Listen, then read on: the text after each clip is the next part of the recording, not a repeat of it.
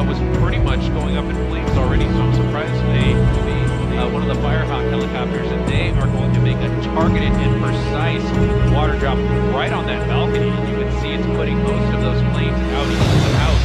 You know, at this point, it's going to be